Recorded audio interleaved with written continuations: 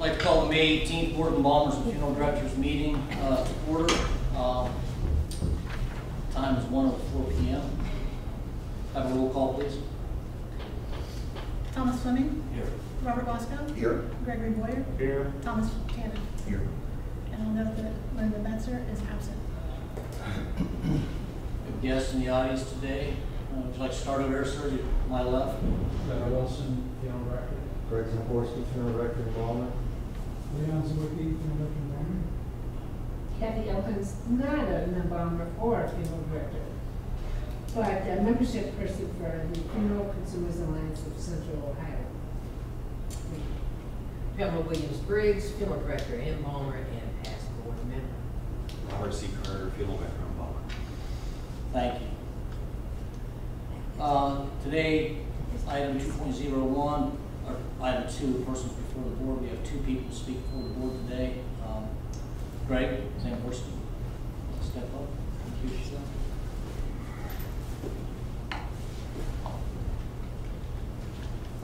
Before we begin, I just want to make sure that the audio-visual equipment is working.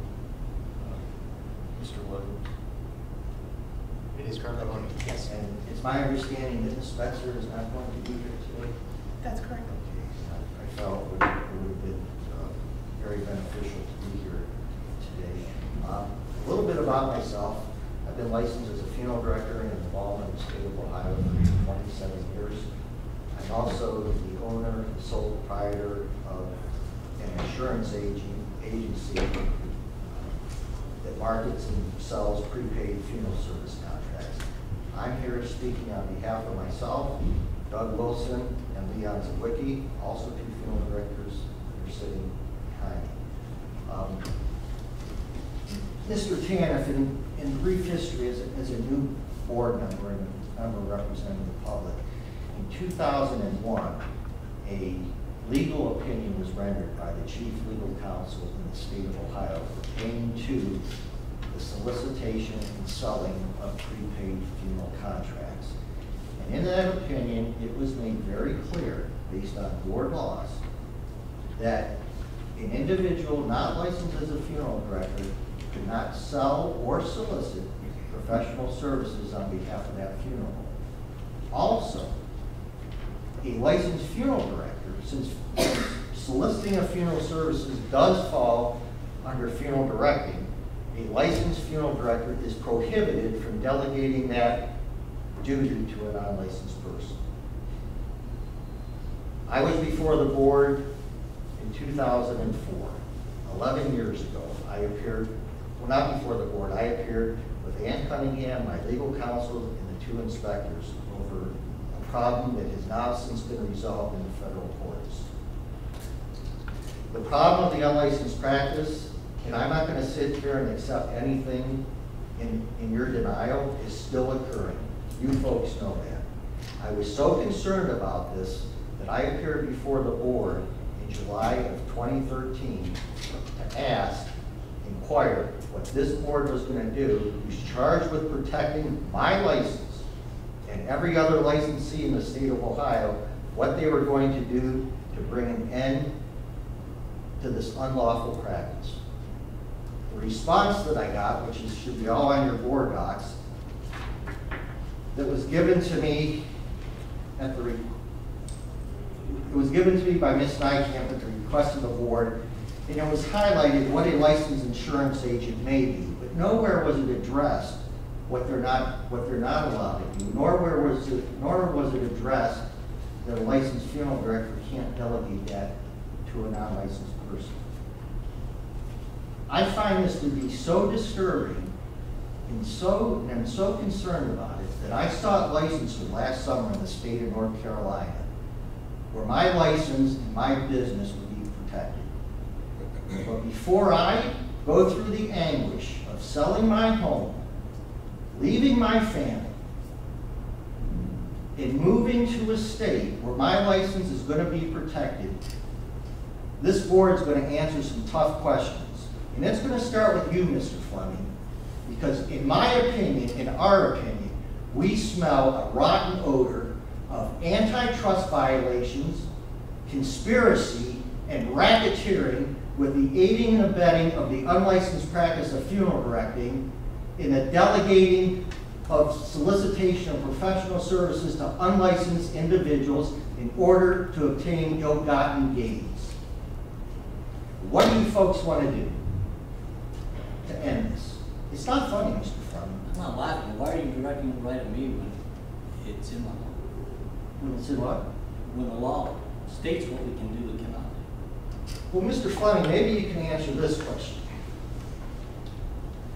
On 3 separate occasions, by 3 separate individuals, phone calls are made to your funeral home. One of them is in an affidavit format of individuals inquiring about funeral pre-planning.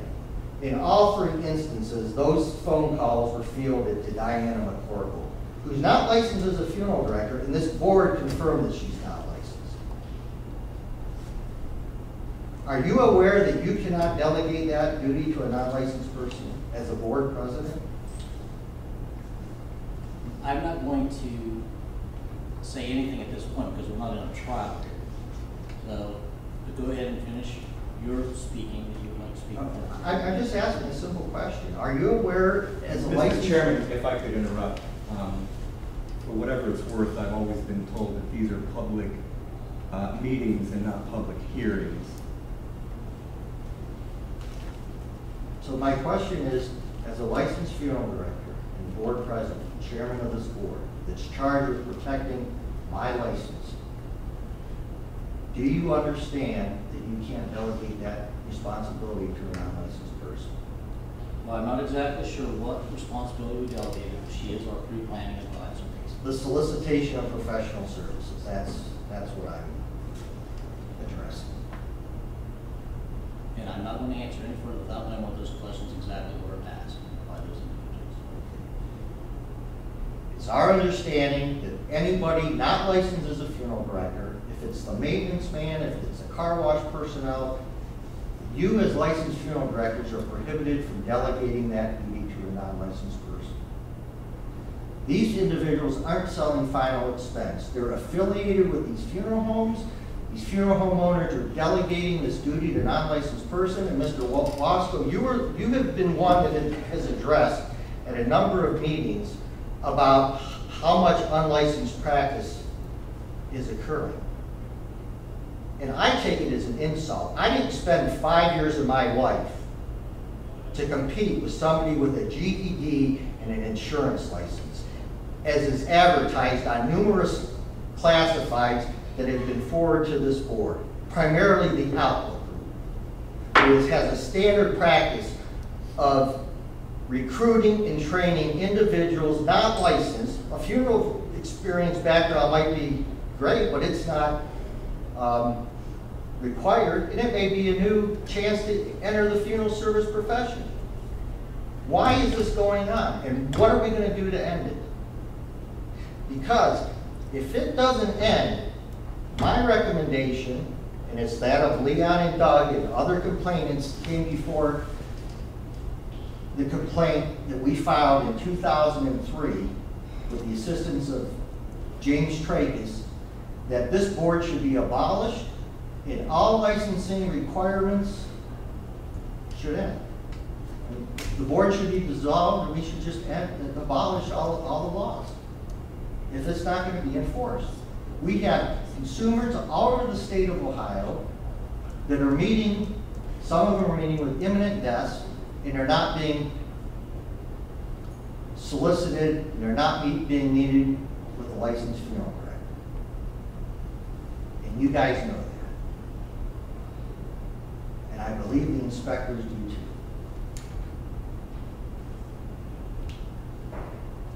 I feel it was important for Ms. Betzer to be here, but unfortunately she's not. Any comment?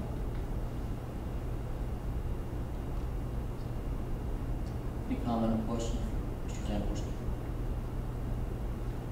I personally am not aware of anybody selling services, goods and services out of my firm. I'm not aware of any individuals that are doing that who are unlicensed, so I have not seen that. Mr. Like Boyer. our funeral home, our funeral directors, we meet the families, we do the pre-need, we do the ad-need. We have no insurance agents doing any pre-need whatsoever. It's at your fingertips on the internet. I'm just going to read for you a class or a advertisement that I found on a website this week. Very easy. I just clicked on the Cleveland Plain Dealer. This is from Barbara Member, Advanced Funeral Planning Specialist. My goal is to ease the emotional and financial burden of a family faces when having to make a decision on funeral arrangements. I do this providing funeral service information, options, and pre-planning for an individual, a family, or a loved one. In addition to the 10 years I have worked in the funeral profession as advanced funeral planning specialist, I have employment experience with Delta Airlines in Cincinnati. Well, isn't that great? And she's making funeral arrangements. So where's the law that discusses pre-need sales? Do we have a copy? We're talking about soliciting. We're not talking about selling. We're talking about soliciting. And the Attorney General, the Chief Legal Counsel, made it very clear, based on board laws, that a licensee cannot delegate that to a non-licensed person. And it has made, for those of us that have chosen to be in the pre-need market, I've had opportunities to buy funeral homes. It's not the direction that I really want to go. I like the pre-need aspect of it. I thrive on it. It's my passion. But I'm tired of calling on funeral homeowners where they have Sally Sue that has 3 days of intensive training, meet with families, and we're not able to compete anymore. That's where the antitrust comes in. And we're tired of them. I was there, it was 47-1731, Part B, it discussed an insurance agent license pursuant to Chapter 3905 of the Ohio Revised Code may sell, solicit, or negotiate the sale of an insurance policy or annuity that will be used to fund a pre-need funeral contract. But in doing so, the insurance agent may not offer advice or make recommendations about funeral services and may not discuss the advantages or disadvantages of any funeral service. In selling, soliciting, or negotiating the sale of an insurance policy or annuity that will be used to fund a pre-need funeral contract. And in the opinion of the Ohio Attorney General, if a non-licensed person is meeting with the consumer on behalf of that funeral home and the licensee is pre or post signing that funeral service purchase agreement, in the opinion of the Attorney General, that's a felony violation. And that's stated right in the AG's opinion. It was rendered by Betty Montgomery. May I clarify something?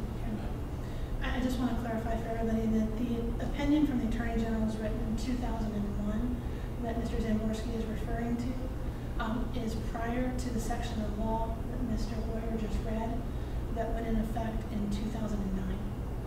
So the opinion from the AG was written multiple years prior to the law change.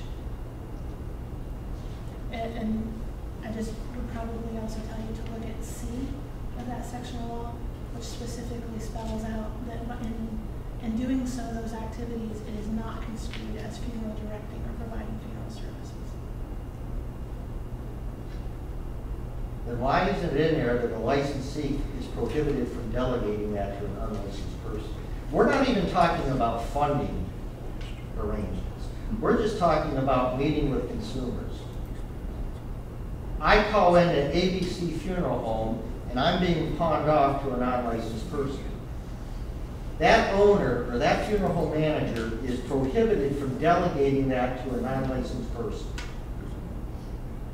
These agents aren't out there selling $5,000 and $10,000 worth of insurance to cover final expenses. Pre-need insurance and final expense are two different products. Also, and Mr. Fleming, this is a question for you as board chairman. Diana McCorkle, in 2012, she wrote $126,497 in the month of February, all from call-in business. Is she calling a hotline somewhere, or is she calling your funeral home? It was probably through Outlook. I'll just answer that for you, Mr. Mr. Chairman, if I could, Mr. Zamborski, again, new to the board on in December.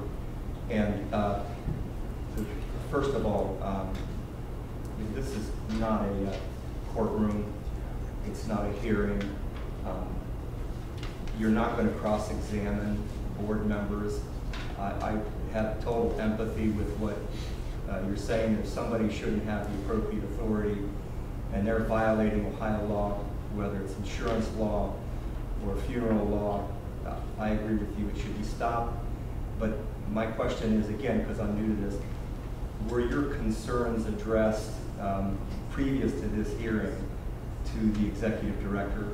Yes, I appeared before the July 2013 meeting with some questions about Regarding your concerns? Yeah, regarding this. Okay.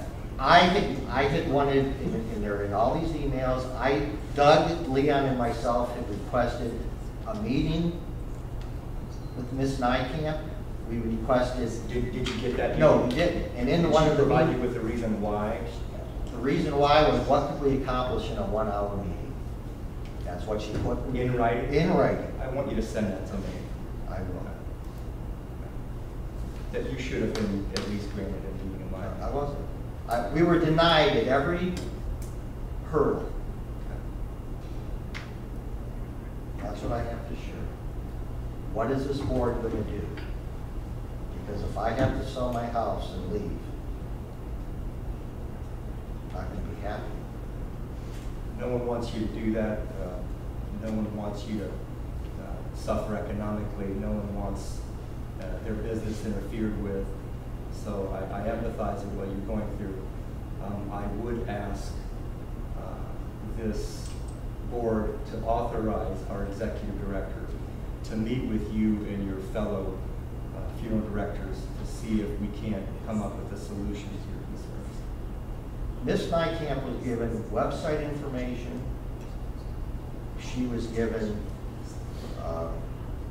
website information of individuals not licensed, and the only recourse that we had, or option, was we were sent or downloaded a board complaint form to fill out and file with the board. In other words, this board wanted us as private citizens to police the industry, and we don't have the authority to do that. No, I agree. In this board, Mr. Tanif, and you understand you're an attorney, they have the statutory authority to open any investigation regarding the funeral profession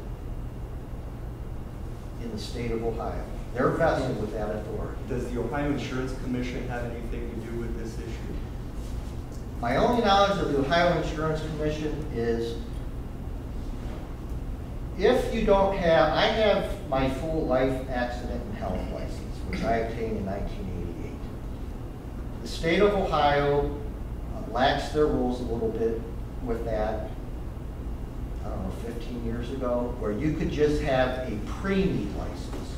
However, if you were going to have a pre-need license, the Ohio Department of Insurance required that you also have a funeral director's license and that you would have to show proof, because you can't meet with the family and not discuss funeral arrangements. It just doesn't happen.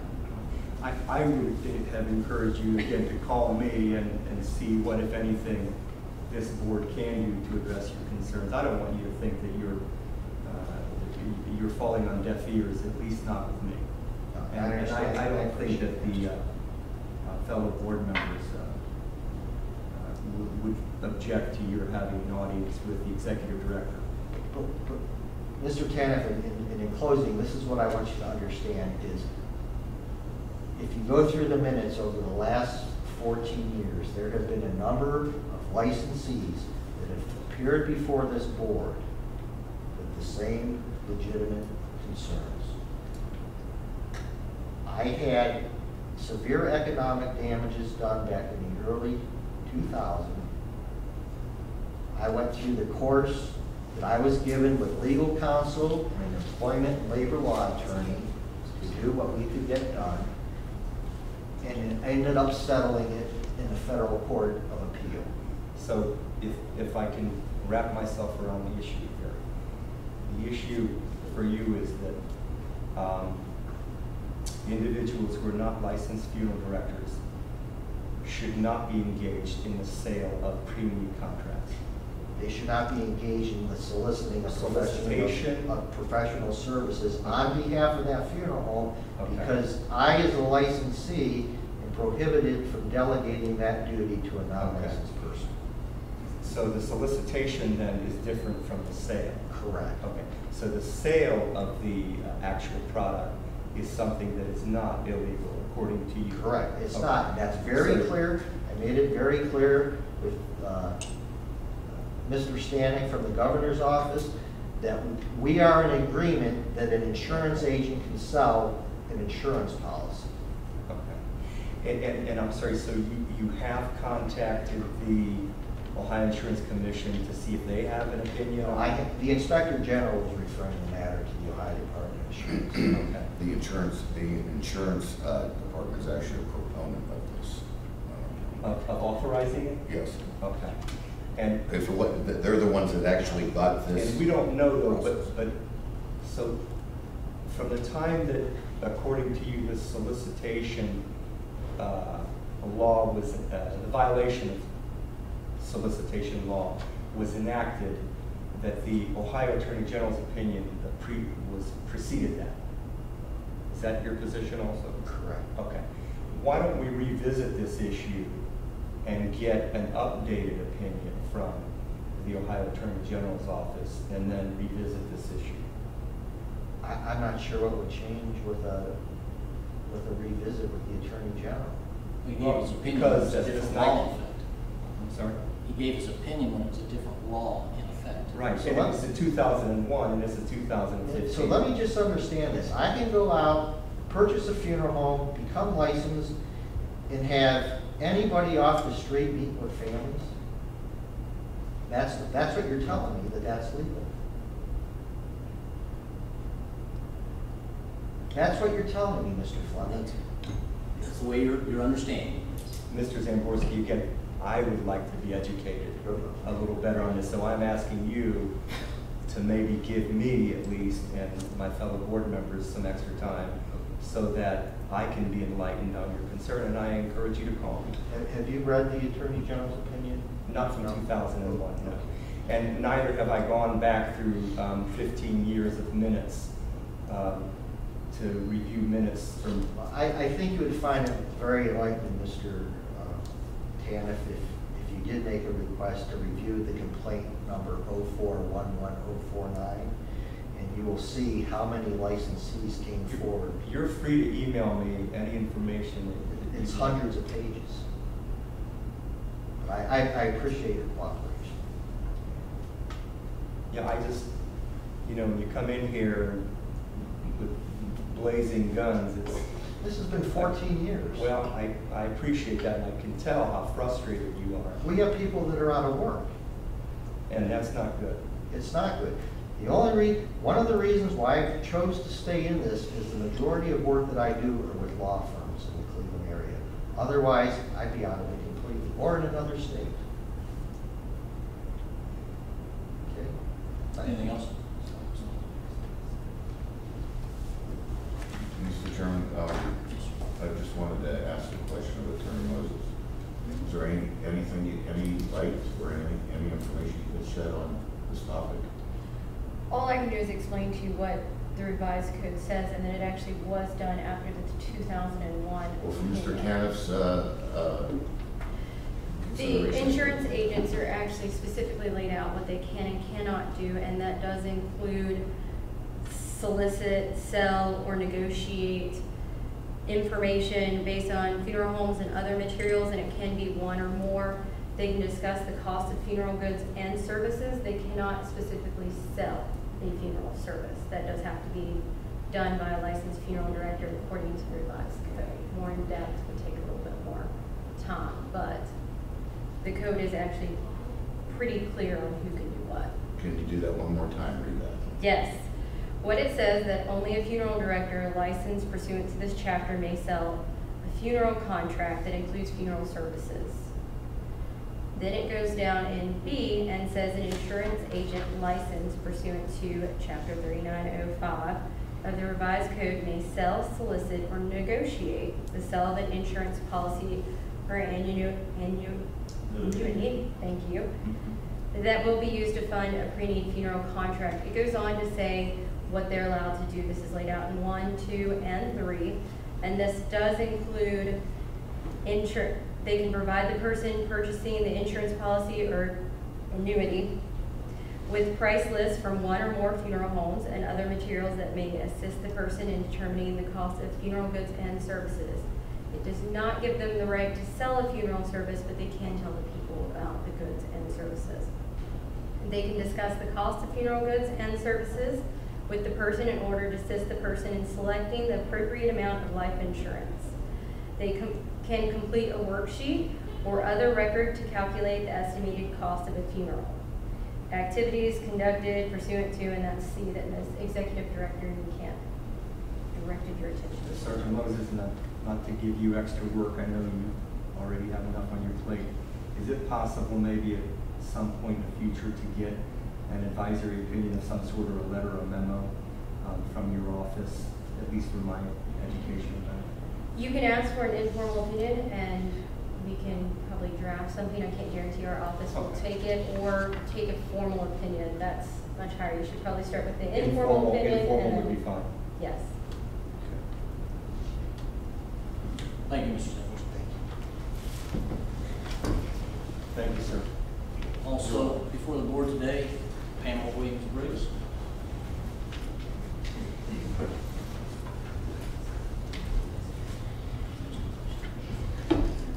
Yeah, they do.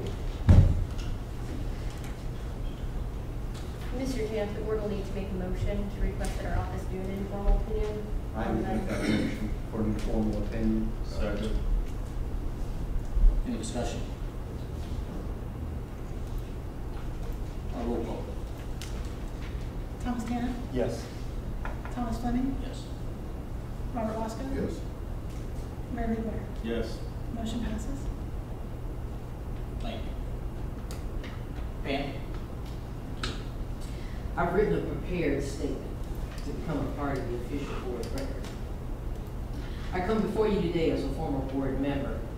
I had the displeasure of watching the board meeting video of April 8th and was disturbed by what I saw. Vanessa Niekamp, the executive director, appeared to be under attack, being questioned as if in court about a meeting she was requested to set up.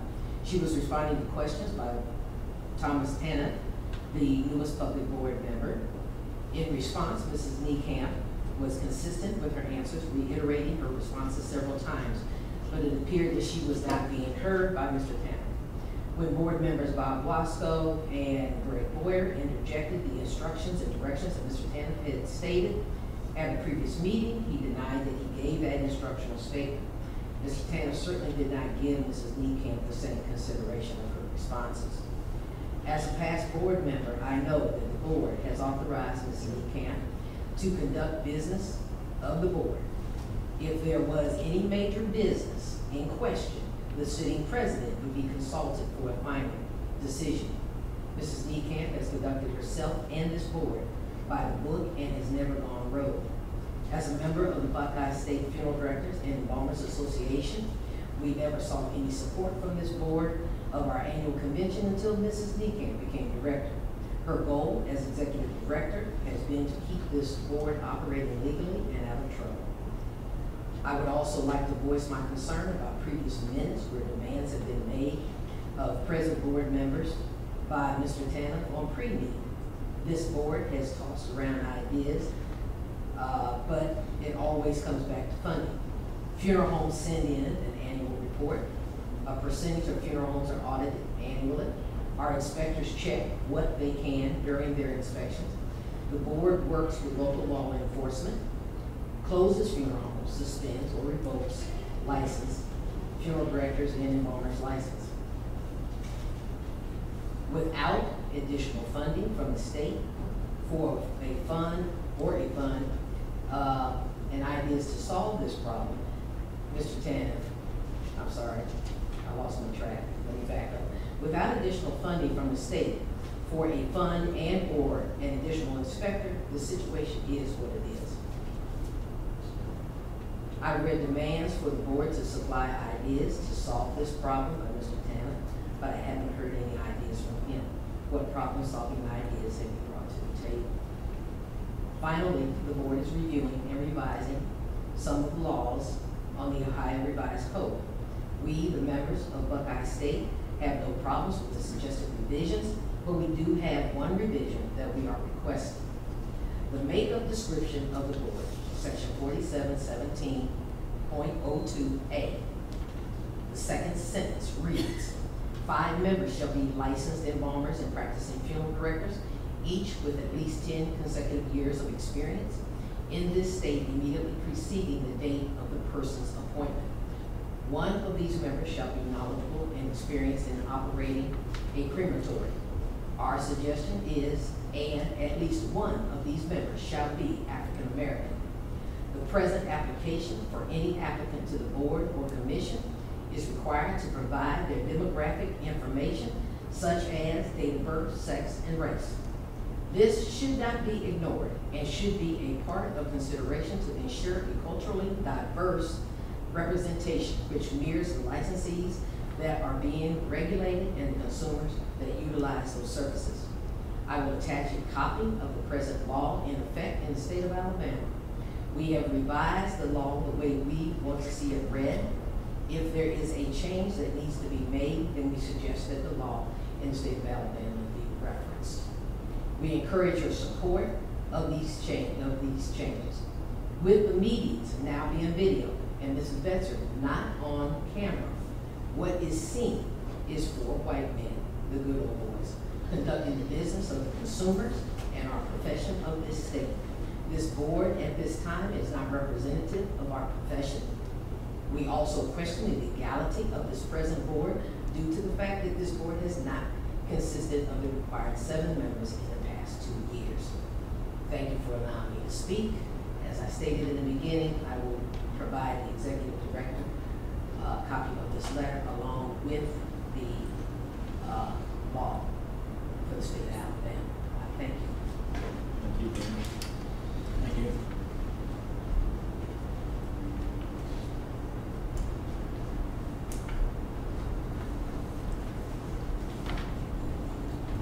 Item 3.01 on our agenda today. Mr. Chairman, Mr. Westbrook. before you, I just wanted to say that it was nice to see Pam and Bob Carter. I served with both of those members, and we had some very good debates, and we solved a lot of problems together, and so I appreciate their interest still on the board. Item 3.01, consideration of the February 2015 minutes. Make a motion to approve. Second. Any discussion?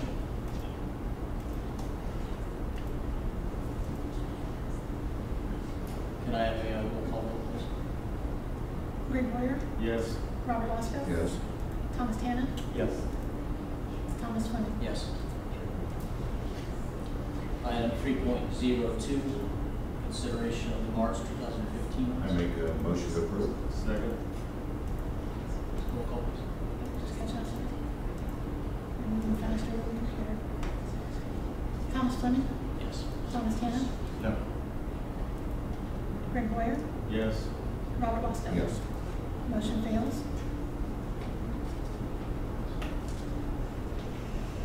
Item 3.03, consideration of the April 2015 minutes. Motion to approve. Second. This is day 1.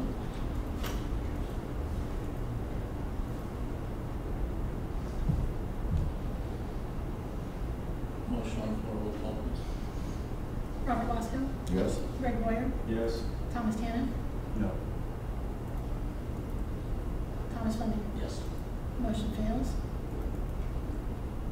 Item 3.04, consideration April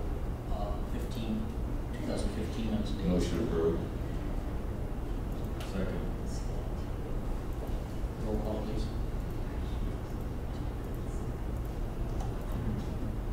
Thomas Tanner, Yes. Greg Boyer, Yes. Thomas Fleming, Yes. Robert Wasco. Yes. Motion passes. Item 4 on the agenda today, applications recommended for licensure, individual applications. So moved. Second. Everything is in order on all of these Yes. in the office. Mhm. Any other discussion or questions? Roll call vote, please. Mr. Boyer? Yes. Mr. Fleming? Yes. Mr. Tannen? No. Mr. Wassman? Yes. Motion fails.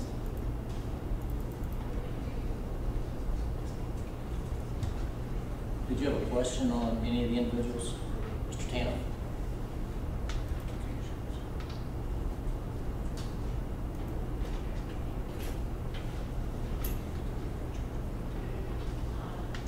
I'm sorry. I vote yes.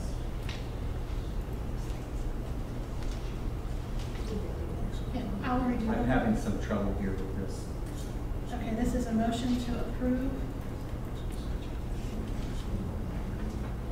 Is application recommended? Applications recommended for individual licensure. So I have Mr. Boyer as yes, Mr. Fleming, yes, Mr. Wasco, yes, and then Mr. Tannen, if you are. Yes. Motion passes. Item 4.02 on the agenda, this is applications recommended for funeral home licensure. Crematory? And the crematory. Yeah. So moved. Second. Any question on any of these? And everything is in order in the office? Yes. Roll call, please. Mr. Tannen? Yes. Mr. Wasco? Yes. Mr. Fleming? Yes. Mr. Boyer? Yes. Motion passes. Item 4.03 is information only.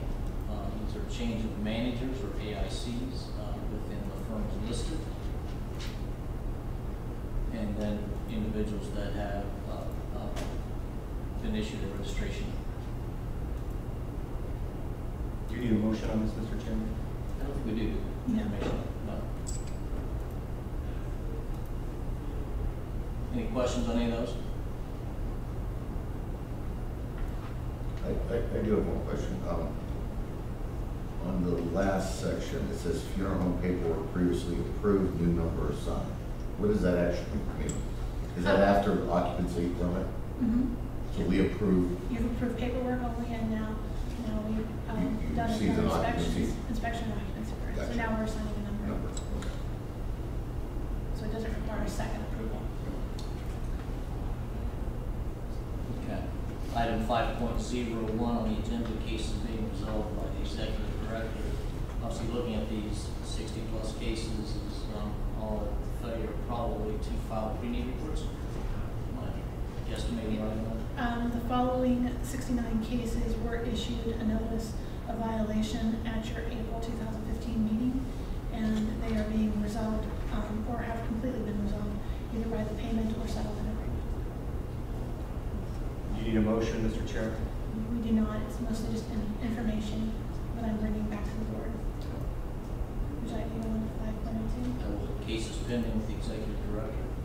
Currently, I have 5 cases that are still pending with me, and that is because I still am in the process of giving them service. So we have given service via certified mail, and it's come back. We set certificate of mailings. Now we have to allow 30 days for them to respond whether they want a hearing or not. So these people are still in the first step of the violation process. What's the reason for returning the change of address to these?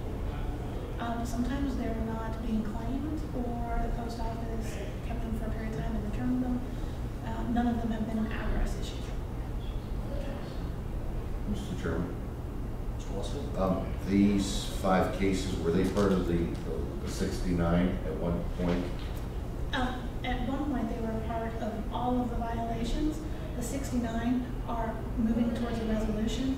These 5 are still at step 1, so I still have to get notice to them. The 69, those 69 cases were first-time offenses? or No, not? some of them were first, some of them were second, some of them were late, and some of them were not at all at the last time.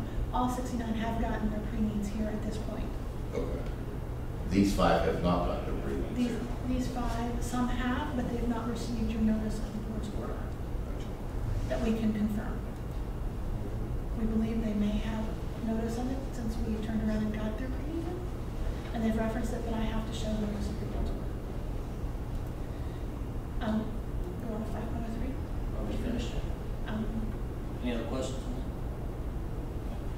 Yeah, cases pending in Goldman hearing? These following 8 cases did receive notice of the board's order, and they have not requested a hearing, nor have they have not requested a hearing. So these were cases where you issued an order, and they have not requested. So at this point, the AG and I will move forward with putting those cases together for Goldman hearings. Goldman hearing, just a reminder again, means that we will present our case to the hearing officer. We will, of course, notify the licensee of the hearing, but they are not provided opportunity to provide their response. Do they usually attend? Many, you would be surprised, do not attend. There would probably be a couple that will. Item 5.04, cases with suspension. We have one case that we can show that the licensee did receive notice of the board's order, but they did fail to pay that forfeiture or ask for a hearing or communicate with me regarding a settlement. So therefore, your notice of forfeiture states that if they fail to do that within a proper time frame, they are suspended until the forfeiture is paid in full. So this licensee, as of today, would be suspended until that forfeiture is paid. As of today, because we need a motion, or? No, you don't need a motion. But today was the deadline. Mhm. So is this person now taking out the EDRS system? Will be today. And then if they are still operating, I'm sure we're going to make sure that they're not still operating. Then we'll move on to the next level. Typically, in these types of cases, though, they are quick to respond with the payment. Item 5.05, cases recommended for dismissal. I make a motion to dismiss these 11 cases. Second. Any discussion? Roll call vote, please. Mr. Boyer? Yes. Mr. Tanner? Yes. Mr. Waska? Yes. Mr. Fleming? Yes. Motion passes. Item 6.01, on the agenda, recommendation to close.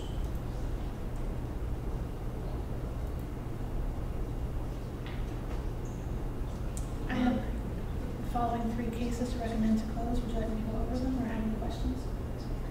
Few persons on the board read these, so any questions? Can I make a motion of recommendation to close? Second.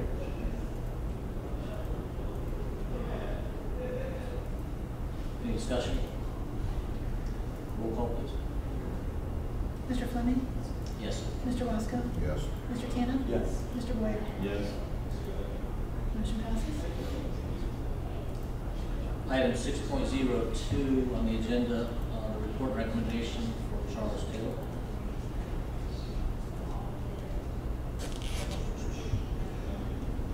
In summary, what I see after reading this is the hearing officer recommended 6-month suspension of Mr. Taylor, and Mr. Taylor, his attorneys have filed an objection. Do you want to elaborate any on that?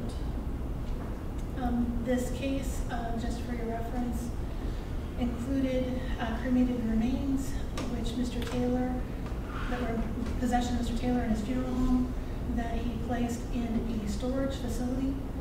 He then lost access to that storage facility, and the owner of the storage facility placed those cremated remains into a dumpster. And Mr. Taylor was then cited by the board for unprofessional conduct associated to not proper disposal of cremated remains. He did go through a hearing. It was a written hearing. Our prior AAG, Carla Gelling Fitzpatrick, represented us in that. And the recommendation from our hearing officer was a 6-month suspension of both the funeral home and the individual's licenses. Objections by Mr. Taylor's attorney are attached.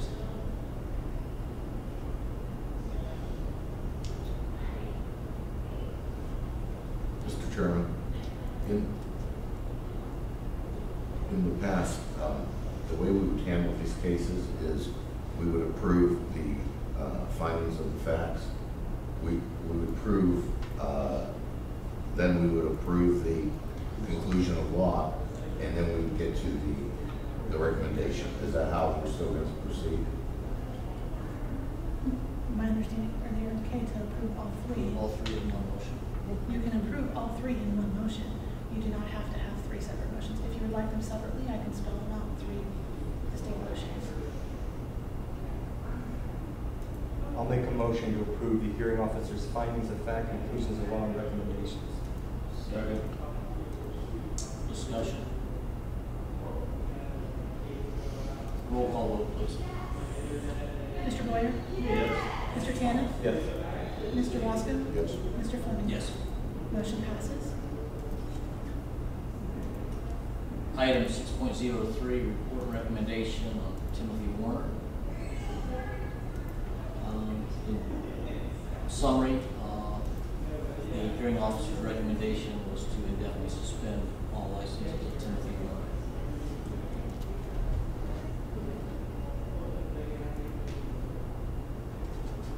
Motion to approve the hearing officer's findings of fact, conclusions of law, and recommendations.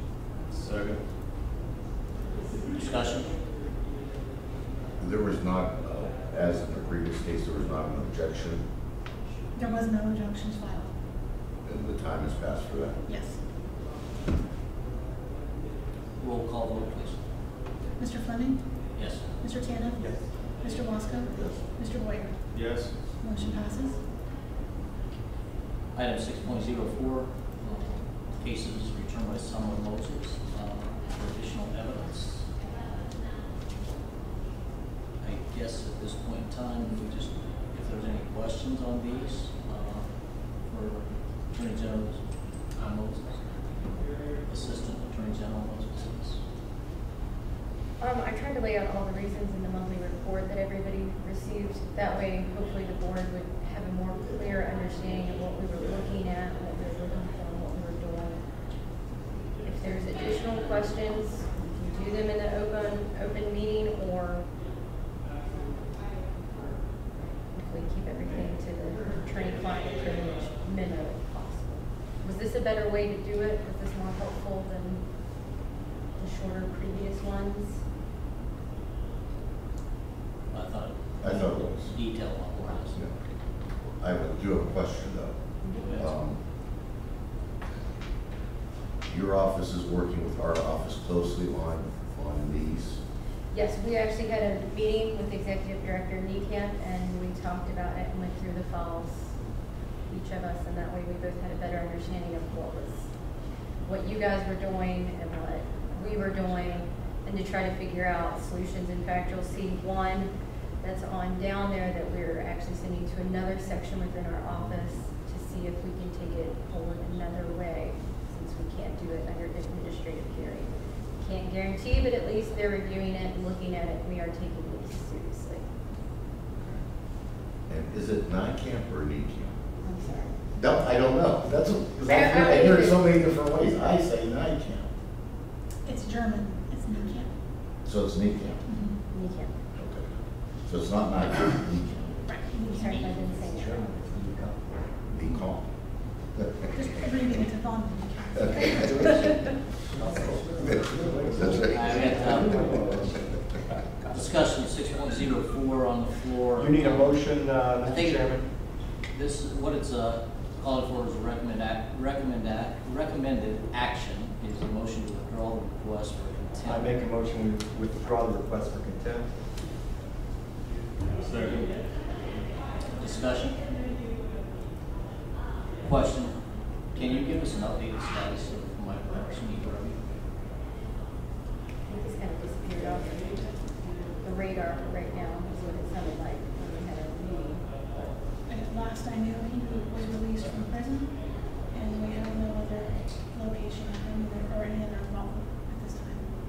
holding any license of any type at this point in time.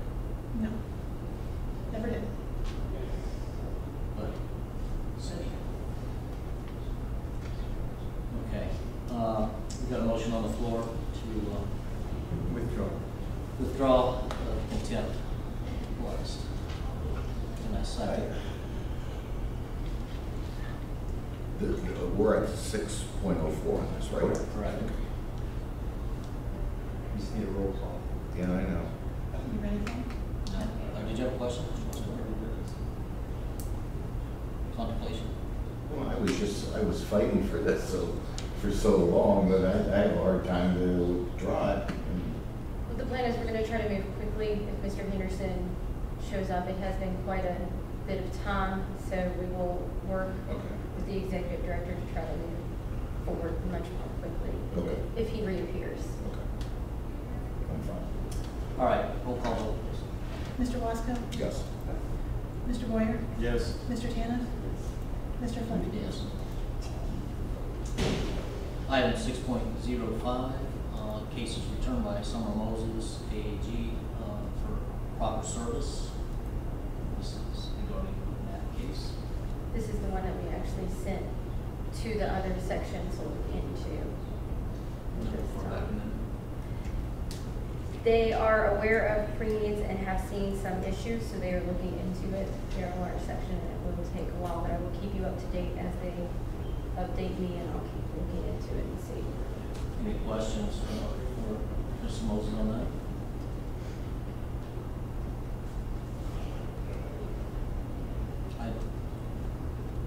This does not really require a vote, does it? I think the recommendation, if I am correct, was to dismiss. Yeah, there's no service, we couldn't move forward, and there's nothing for the board to obtain since they don't have a license. However, if he does try to renew his license, the board could vote to bring another action against him to deny that license renewal. Or to take it away at that time if he just, because my understanding it's rather easy to renew, complete the Cs and pay money, is that correct? Correct. So at that time, we could try to remove it then. So there's no action needed at this point? You would withdraw your request and you'll need to send a letter withdrawing to him. Do we need a motion to withdraw that? Yes, sir. Motion to dismiss the case. I didn't hear a motion. Motion to dismiss the case, the two cases regarding the same licensee. Support you move? Yes. Second. Discussion? Is this gonna be like closing the case, basically? Yes, until he tries to renew a license but it will not close what our other section, which is the consumer protection section, is doing. They will still continue looking and researching. They don't need this case. to do And so that. is this more housekeeping for us? Yes. Like, okay. And so If it pops up or he pops up or the funeral home pops up, we can reopen a new case and move forward on these previous issues and obtain proper service, and we'll have something to take. Because right now, he doesn't have a license to suspend or revoke. He failed to renew. right, so based on that, then we have no authority. Right now, yeah. Somehow that should be stated in maybe in the motion because of that. Because I don't want someone going back 15 years and looking at this motion and saying, well, are these guys crazy? You know what I mean? So in the motion, I think something should be stated on why we're doing this. I withdraw my original motion. We can just add to Read and just explain it. No. Agree. I think this is. The motion withdrawn.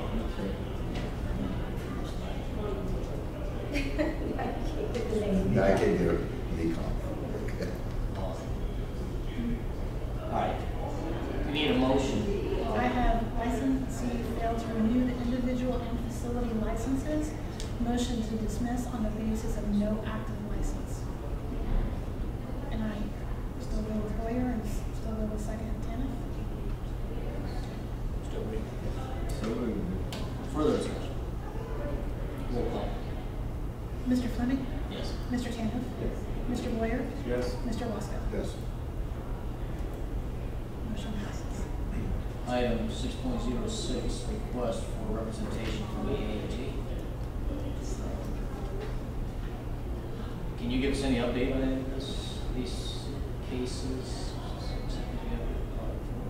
Some of them we are holding off on because they are with the prosecutors and they've asked to, In their communities? yes, I believe it's in their counties, isn't it? And then that's all the ones that, At this time, there are no actions to be taken by the AG's office on these cases. They're pending criminal cases. and I appreciate everybody working together and working with us and the executive director to move forward to the housekeeping. Hopefully, we'll progress more. Thank you for all your assistance in straightening what was becoming a pile of Cases. cases. Okay. Yes, and I will continue to try to write out thorough monthly memos with a recommendation at the end. That way you know how I got to where I can. And please send me questions if you have them. There's no action needed by our part on item 6.06. 6.07, recommendation to charge. This one is still kind of on hold. Correct. We will need an additional licensed member before we can hear that case. Item 6.08, pending cases. We have quite a few pending. Just to lay Mr. Wasco's mind at ease, the ones that are associated to misappropriation of pre-need are the same firm that is already suspended and is already in criminal prosecution. So these are additional people that we are assisting the prosecutor's office in determining whether those individuals also have a misappropriation or actually have a valid policy. So these are new names from any original list that. They're additions. Additions. Each time we have one of these types of cases, new consumers come forward that there were no records associated to those individuals at the funeral home or associated with the licensee. So there was no way for us to identify those individuals at that time.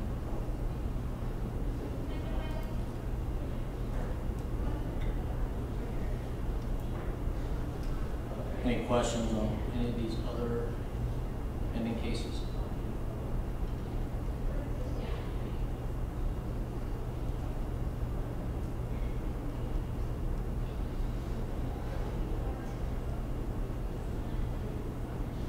Some of these seem low.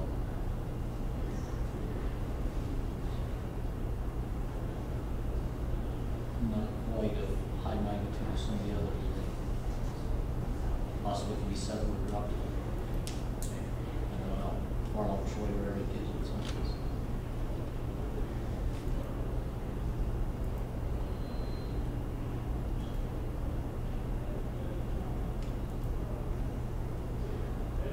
Okay, continuing education, item 7.01 on the agenda.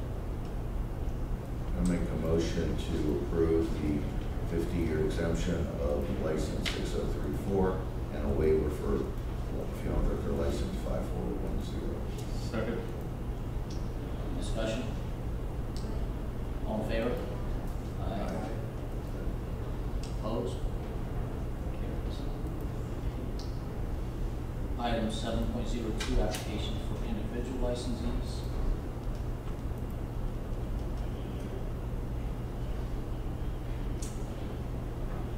Two on here.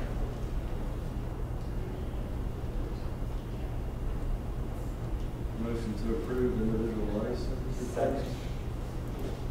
Discussion. All in favor? Aye. Opposed? Motion carries. Item 7.03, continuing education programs. I remember those with Danny earlier, and he didn't seem to see any red flags on any of these. I don't know if you guys. Bless you.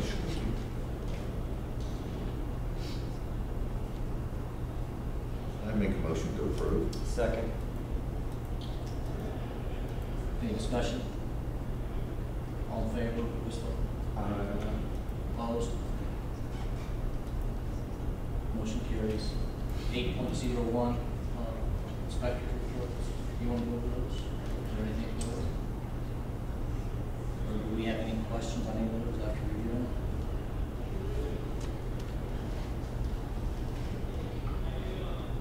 I just, if I may, point out, if you look at the difference between the two inspectors and why one may not be accomplishing as many inspections, they are heavily involved in all of those criminal misappropriation cases.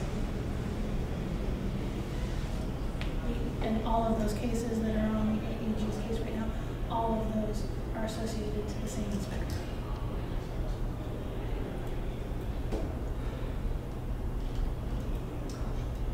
Any other questions regarding the inspector's reports? Item 9.01, budget review. You may. Just to provide an update that I provided budget testimony before the Ohio Senate on Tuesday, May 12th. So that does conclude my testimony with the House and Senate regarding our budget for the next biennium. Also, giving you an update that on MBE and EDGE, the Ohio Revised Code requires 15% of our eligible budget to be spent with MBE vendors and 5% with EDGE vendors for each fiscal year. As of today, we have exceeded that requirement by spending 22.48% with MBE and 18.26% with EDGE. And then I've also provided my monthly budget update, if there's any questions. Chairman, I'm not familiar with EDGE is for firms that are less than, I think it's 200,000 annually income. So they're smaller companies, but they don't have to qualify for MBE. Many companies are actually qualified as both. If they do, we have to select as the state whether we're utilizing them as EDGE or as MBE. In this case, I can tell you that all of the EDGE vendors were also MBE vendors.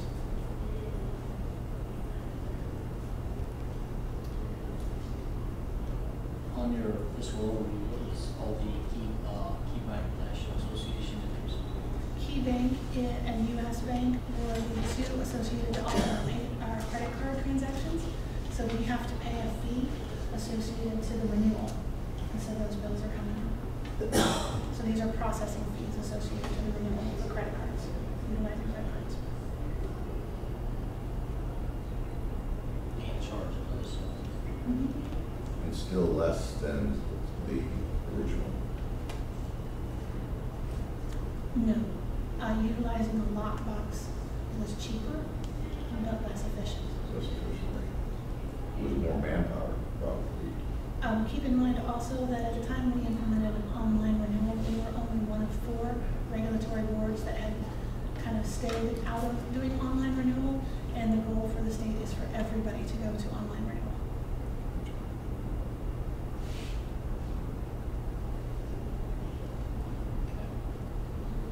Any further questions on the fiscal overview?